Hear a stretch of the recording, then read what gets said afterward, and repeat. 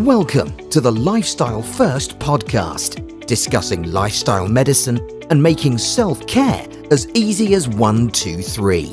1 question, 2 research reviews, and 3 actionable health tips, all centered around the Lifestyle First method, your blueprint for the 10 key routes of optimal health and happiness. And now your host, lifestyle medicine physician and coach, Dr. Alka Patel. Hi, hey, and hello, and welcome to Series 8, Episode 4.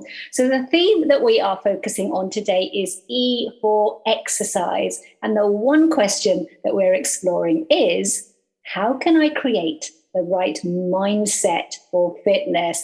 Great question. And to help me answer it, I have with me here Brian Keane. Now, Brian, he is the author of 2 books, The Fitness Mindset and Rewire Your Mindset. He's a level 3 personal trainer, a certified strength and conditioning coach, a sports nutritionist, one of Ireland's leading thought leaders on fitness. Can I go on? I can. He's got regular features in the media, and he also hosts his own podcast, BFK. So welcome, Brian. It really is good to have you join me today.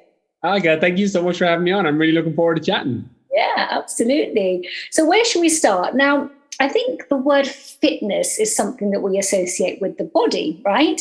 But I always say that fitness starts with the mind. And perhaps actually more than that, I tend to say fitness starts with your words. So your sort of internal and your external dialogue. And what I find, Brian, is that on a pretty much a daily basis, my patients and my clients, they're telling me, I need to lose weight. I need to do more exercise. I need to get fitter. And I always tend to zone in on that difference between I need to and I want to, because I find it just creates a different energy. So let me ask you, Brian, what are your thoughts then about the words that we use when it comes to fitness? That's a great question, Alka. And I think it kind of gives me a perfect introductory point to what I think is so important when it comes to fitness. And as you said, that's the mindset element, like something that I'll say regularly on my podcast and on my Instagram and social media channels when I'm working with people on weight loss journeys or fat loss journeys, that when you get the mindset right, the body will follow. And I think that approach allows you to kind of layer up a proper foundation in terms of setting yourself up for success when it comes to losing weight, losing body fat, toning up, getting fitter, getting stronger, whatever your goal is when it comes to physical fitness. But if you don't get your mindset right on the front end, it's very difficult. A lot of people can get in shape, but they generally don't or aren't able to hold it as a result of not doing the mindset. Like anybody, for the most part, can eat a diet or restrict their caloric intake for 6 weeks, maybe 8 weeks, maybe 12 weeks if you're super disciplined.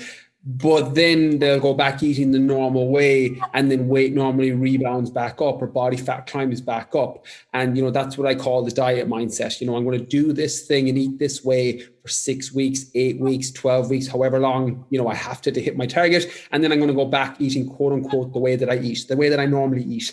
And I think when you look at nutrition and you look at fitness and you look at the mindset and put them all together and you get it right from the front end and you know why you're doing it, you use very powerful phrases there that I want to get fit versus, I need to get fit, or I want to lose weight versus I need to lose weight. Like the power of your words will determine the way you approach something. Now it works on both sides. Like if I'm working with a client and they say to me, I need to lose weight, and I dig in a little bit deeper, I normally ask why 3 times, sometimes more than that. But if you ask why multiple times, you'll see that, well, there's actually a reason that they feel they need to lose weight, whether that's body confidence, whether that's, health reasons, whether that's they want to feel, sexier with their partner or whatever it is. It loads of different reasons that people want to lose weight and want to look a certain way. But it's very important that you get your language right on the front end. You don't use self-limiting talk, like the other side of it. And you'll have seen this, Alka, that, I can't lose weight. Like that's one that I see all the time with people where their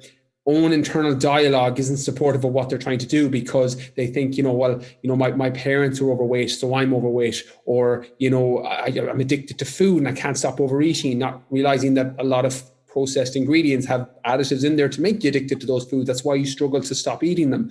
And that's a little bit of nutritional education, but that language that you use and that internal self-talk of I can't do something completely shuts your brain off to it then, and then you kind of get stuck in that nearly victim mentality of I can't do something. And I think it's really important that firstly, you speak to yourself in a very compassionate way that, I might not have the education to lose weight just yet. I don't fully understand food or calories, or, I don't have belief systems around food that are potentially helping me right now.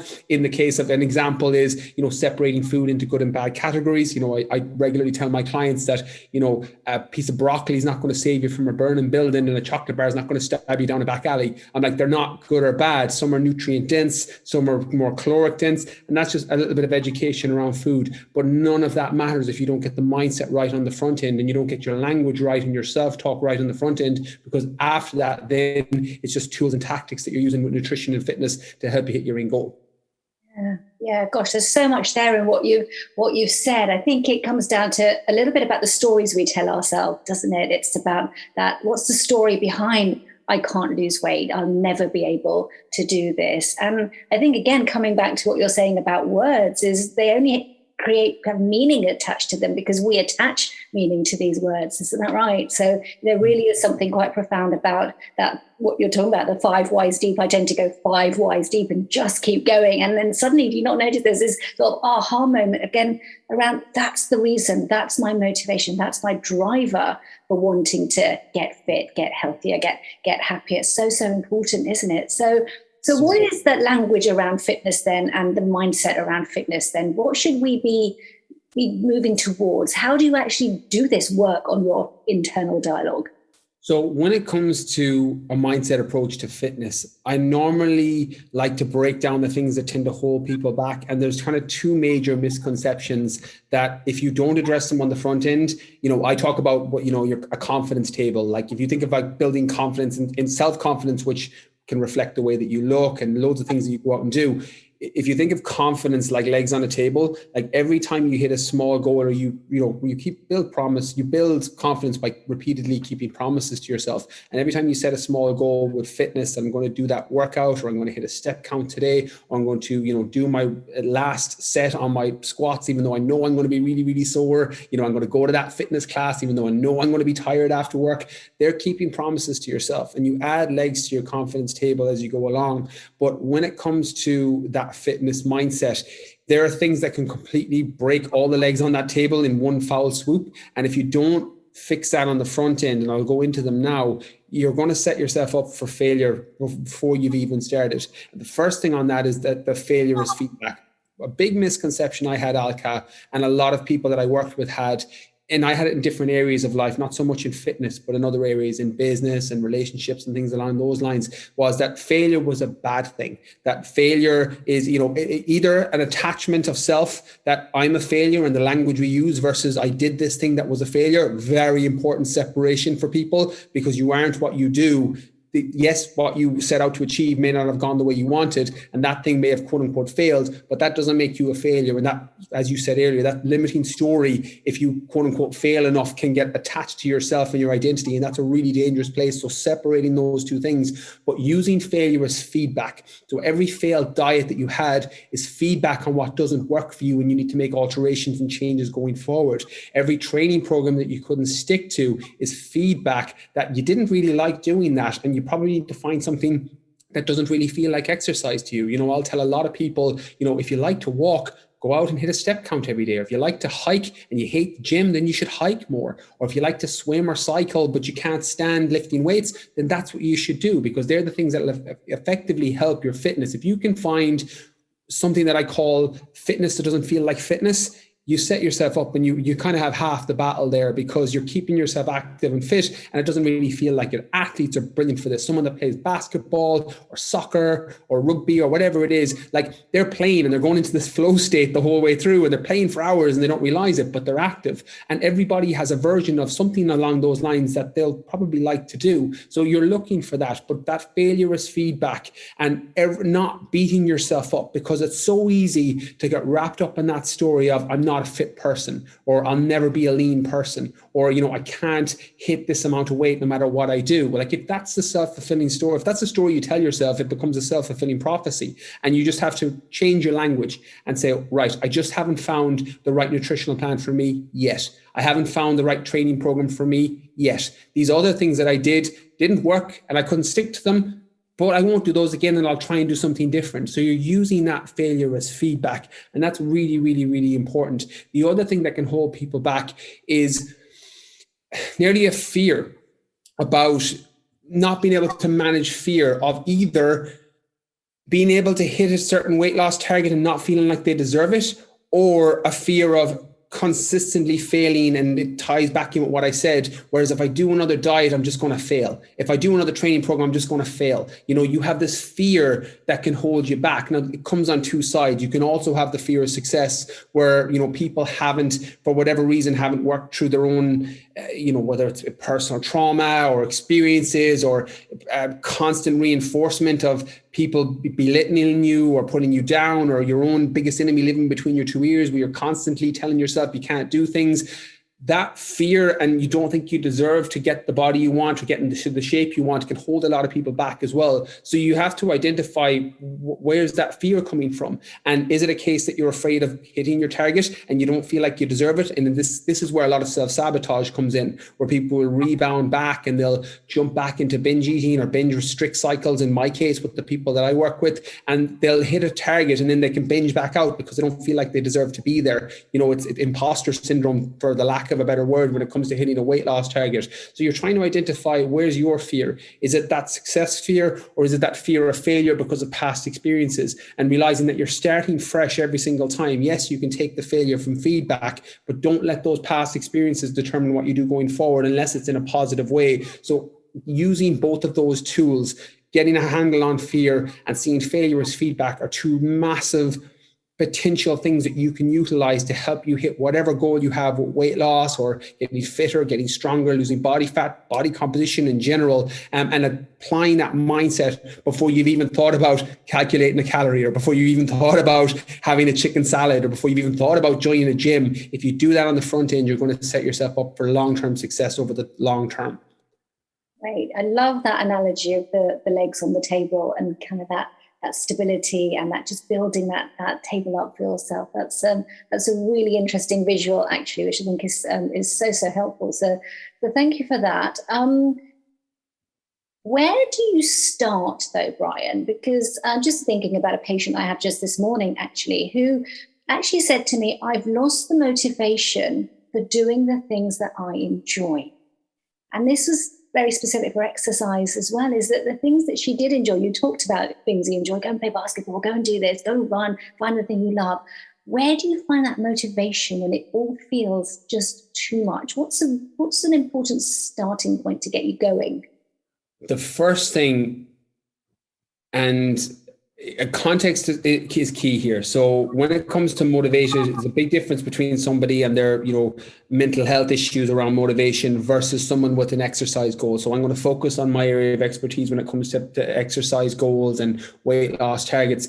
And you can bleep this out, Alka, if you need to, but like I tell my clients that motivation is horseshit, that motivation doesn't help people when it comes to hitting a long-term goal. It's about what you consistently do every day that's going to determine your long-term success. You know, it's a habit thing. What do you do every day? Tell me what you do every day and I'll tell you where you'll be in a year. Tell me how you eat every day. I'll tell you how you'll look in a year. Tell me how you train every day. I'll tell you how fit you'll be in a year. It's about what you consistently do over time that determines your success, not about how you feel. Motivation is something that fleets. It ebbs and flows. It comes and goes. You know, something that I talk about in books is the difference between, you know, Santa Claus or your birthday, which come every single year. You know it's going to be on the 24th of December, or in my case, the 11th of December for my birthday. Every year it comes. Motivation isn't like that. Motivation comes and goes sporadically. Some days you wake up and feel motivated. Some days you don't feel motivated. It's not about how you do, and it's not about how you feel, and you don't let that determine what you do. One of my mentors used to tell me, Alka, that successful people do what they have to do regardless of how they feel.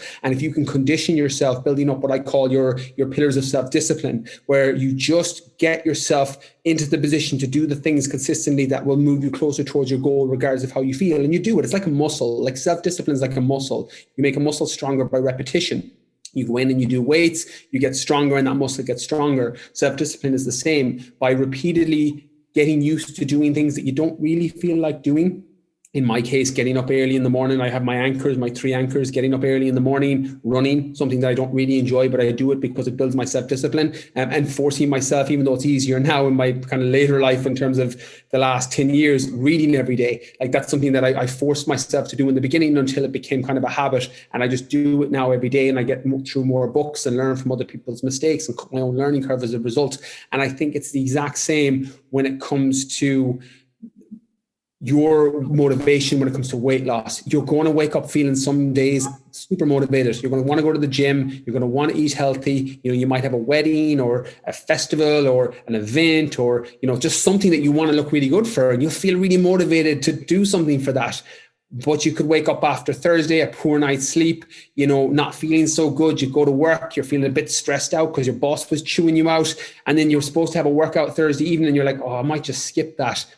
Successful people who hit their targets find a way to just go to the gym and do their workout, or go for that walk after work, or go for that run, whatever it is they need to do. And you condition that. Like, it's not easy, but it's very simple in terms of what you have to do. So relying on motivation is nearly a fool's errand when it comes to hitting a fitness goal. It's brilliant when it comes and you can change your state to get motivated. Put on your favorite song, listen to a podcast like this, or listen to your podcast, Alka, or watch a YouTube video, a motivational video. Those things will get you lifted and motivated, but they don't really help in terms of the long term. They can shift your state and shift your mood. And that's all motivation is. It's just a change of physical state, a change of emotional state. But it doesn't determine your success or what you're going to do and how well you're going to do over time. So don't rely on it. Switch to your habits. I think it's Epicurus. I can't remember. It's one of the Stoic philosophers that, form good habits and become a slave to them. Like, I think brain tattooing that can be really useful when it comes to fitness, but don't rely on motivation. Rely on your habits and set up the right habits on the front end that help you hit your end goal over the long term. Yeah.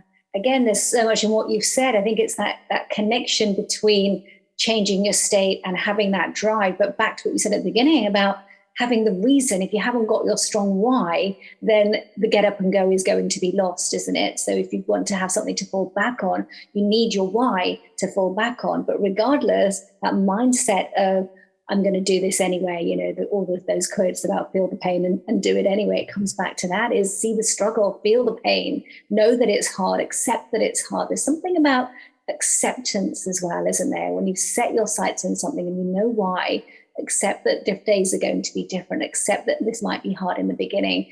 And I love you bringing habits into this, and I've got a whole podcast series on habits within this podcast, but it's so fundamental, isn't it? Is just creating that kind of persistence. And then what you find hard, suddenly, like that ice cube that suddenly melts at melting point, suddenly it becomes automated. Yeah, the University of London, isn't it 66 days to form a new habit, and give yourself that runway of time, and then it becomes automatic. Yeah. And now, here is your lifestyle first prescription. Your 3 activating actions to take you from knowing to doing. Have you got any other tips for us then, Brian? Can we narrow down to maybe 3 actions that people can take away from today? How actually are you going to create that mindset for fitness? Yeah, so I'll break it down so I'll give you the 3 and then I'll break it down. Like, the first thing when it comes to fitness is getting clear on the end goal, which sounds so obvious, Alka, but how many people do you know that aren't really clear on what they want? Clarity is power when it comes to fitness. And tracking the right thing. Those 2 things are kind of kissing cousins. They're very, very close together in the sense that you need to know what you're going after in terms of your target. Are you looking to lose weight? Are you looking to lose body fat? Are you looking to build muscle? Are you looking to get stronger? Are you looking to get fitter? Are you looking to get faster? Are you looking to be healthier? Are you looking to improve your energy levels? You can hit multiple goals, by the way, but you have to get clear on what it is, because your process will determine the outcome. The example I use, it's in the new book. It's not out until Christmas of the new year. But the example I use in that is somebody who potentially can lose a load of weight by jumping on a crash diet, versus somebody who loses the equivalent amount of weight by dropping their calories slightly to get into a caloric deficit so they can use stored fat in their body for fuel, and they do it with an exercise regimen versus a crash diet. Both outcomes could be potentially quite similar in terms of both people over 6, 8, 12 weeks could lose, say, 10 pounds.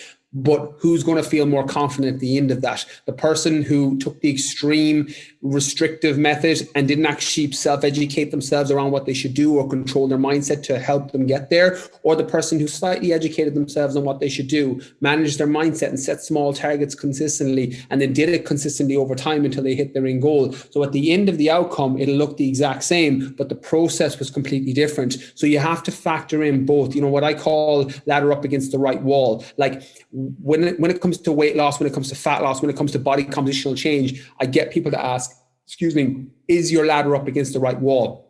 Which basically means, are you clear on where your goal is and what you want to do? And are you enjoying the process, or can you stick to the process along the way? To digress a little bit, the analogy that I came up with for that came off the back. I used to be a primary school teacher. So I worked in London for 4 years as a teacher. It was 10 years ago now before I made the switch into the fitness industry. But I spent 4 years in the undergraduate degree, 1 year postgraduate degree, working towards being a teacher, and just tunnel vision down, Alka. Didn't even think about anything around me, put the blinkers on. And then about 2 hours into my first day of teaching, I remember thinking, this isn't what I want to do. I was like, I haven't questioned this in 5 years. Is this the job I wanted to do? And about 2 hours into my first day, I was like, I don't want to do this. And what I call ladder against the wrong wall syndrome, where you're at the top of the ladder, you've hit your target, but you realize it's up against the wrong wall. A lot of people have had versions of this in their life, relationships, jobs, fitness goals, where you'll put in all the hard work and get there and realize, actually, this isn't what I want. And I think when it comes to your fitness mindset, you're setting your ladder up against the right wall from the front end, which means you get clear on the goals. You're also focusing on the process. So you ask yourself regularly, to keep the analogy, am I enjoying this climb, or can I stick with this climb? If you're able to follow a nutritional plan or a training program for, several months, and you're enjoying it and you can stick to it, your ladder's probably up against the right wall. If you think that I can do this for 4 weeks and then I'm out, your ladder's probably against the wrong wall. So get clear on the goal, focus on the process, and then switch your mindset from the intensity to consistency. The biggest and most underutilized and unsexy word when it comes to fitness is patience. And it really, really is the most critical thing to tattoo onto your brain when it comes to a fitness journey. That yes, you can do great things and get tremendous results in fitness. Ordinary things done consistently well equal extraordinary results, but you have to be patient on the journey. It's not going to happen overnight. It's not going to happen in 2 weeks. It might not even happen in 6 or 8 weeks. If you have a really big goal you're trying to hit, you're not going to lose 300 pounds or 100 pounds in 3 weeks. You're just not. You're not going to be able to run a marathon from zero in 2 weeks. It doesn't happen that way for the majority of people. But you can do it over 3 months, 6 months, a year, 18 months, depends on your starting point. So have your patience, cultivate your patience. And once your ladder is up against the right wall and you're clear on your goal, you're focusing on the process and asking, can I stick to this along the way? And you're checking back in to make sure that, right, this is something that I really want to do. And you're using that failure as feedback. You're working through those self-limiting stories that we talked about earlier, and you're being patient with that. That's a recipe for success when it comes to fitness. Amazing. Sounds like a recipe all of us need. Fantastic. Thank you, Brian. That's really opened my eyes as well to conversations and really switching that sort of dialogue. And I love what you said as well about the goal. Start with the end in mind. Know exactly what it is. Be really, really smart about that goal. Be really, really specific about that goal. And the data, absolutely track, know where you're going, know that you're going in the right direction, sense check, recalibrate along the way. Because I find a lot of the time people aren't really tracking or monitoring or getting that sense of where they're going, and then they lose direction. So I love that. I think that's so, so important. I love the analogy of the wall as well. I think that will really help a lot of people who are listening to think really hard about what it is that they exactly want. So important. Thank you, Brian. It's been real gold dust today. I'm sure after this conversation, which energized me to no end, I'm sure people are going to want to find out more about you and kind of get some more energy for themselves as well. So where's the best place to reach out? Tell me. Amazing. Thank you so much again, Alka. Yeah. So Instagram, Brian_Keane_fitness, or the podcast, the Brian Keane podcast, or just, I'm on everything. I'm on TikTok, YouTube, Facebook, the whole lot. So you put my name into Google, it comes up. So whatever platform you like following, go check it out. And hopefully I can provide more on there for people that might potentially help them with their journey. Fabulous. Thank you. I will get all those links up onto podcast notes as well. So thank you so much, Brian. It's been an absolute pleasure. As I said, you've given me lots of energy for the rest of my day. So thank you so much. And to everybody listening, I wish you all a happy, healthy day. Thank you so much again. Thanks for joining us on the Lifestyle First podcast, making self-care as easy as 1, 2, 3. Don't forget to subscribe and share, and we'd love it if you'd be kind enough to leave a review. To learn more or to arrange a consultation, please visit www.dralkapatel.com. See you next time.